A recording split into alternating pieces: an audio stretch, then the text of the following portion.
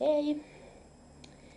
Eli ajattelin tällaista kenkävideoa tehdä ja tässä on tosiaan viimeinen löytö tuolta keskuskierpparilta.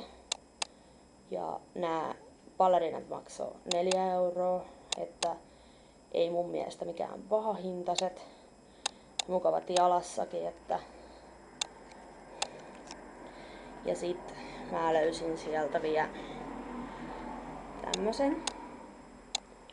Eli tässä on Pirates of the Caribbeanin Mustahelmen kirouksen soundtrack-levy. Maksoi 2,5 €. Hatkukirpparilla.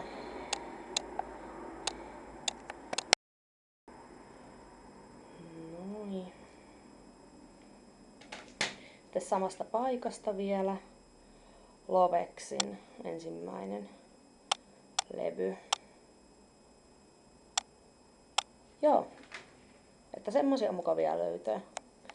Palaillaan taas seuraavan aiheen merkeissä. Moi moi!